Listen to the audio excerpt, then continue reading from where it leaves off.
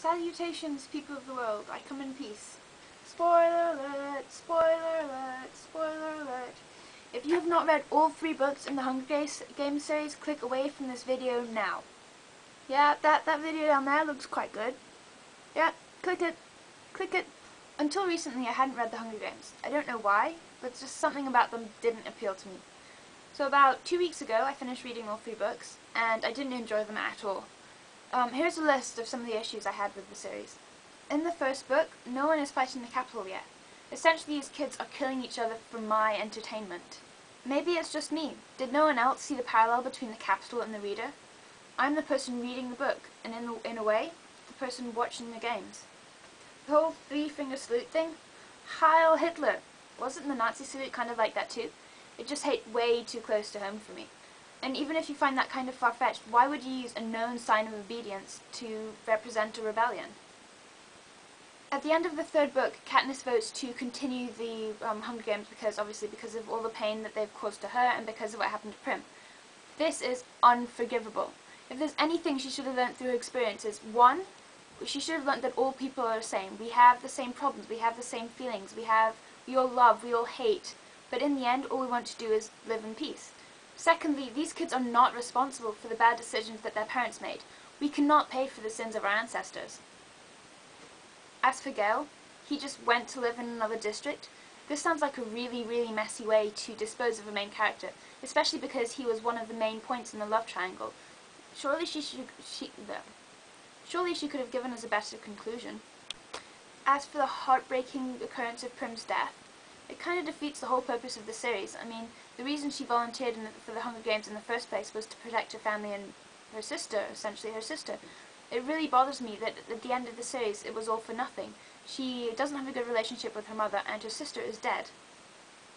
Talking about her mum, it really, really bothered me that she never tried to fix her relationship with her.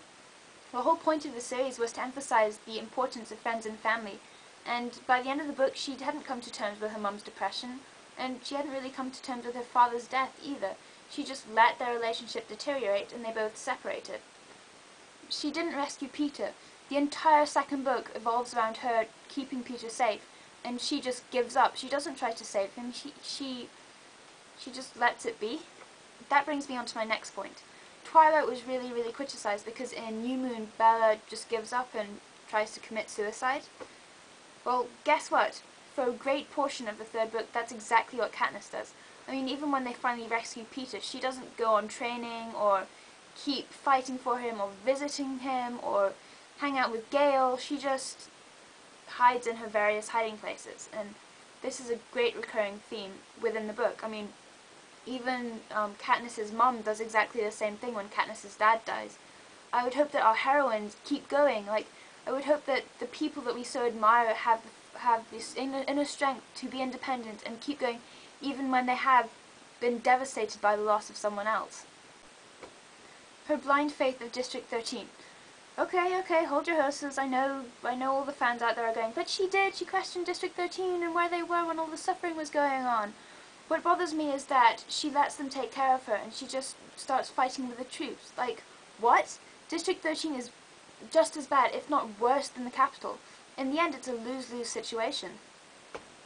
Talking about District 13, it also really bothered me that she became the Mockingjay without asking for the ability to make decisions on her part. I mean, essentially when the President gave her speech and she made the pact with the President, she promised to do their bidding or sacrifice Peter's life. So what does that make Katniss? It's almost like she's a puppet and District 13 is the puppet master. Finally, and this is kind of a silly point, the lack of poultry. Right, I've lived in both Kenya and Panama for a great majority of my life, and if there's one resource that all underprivileged people have in common, it's chickens. I mean, even I have chickens in a vegetable garden. They're great. They produce eggs. They're fairly easy to maintain. You can eat them. You can cook them. They keep the vegetable in good order. They eat a lot.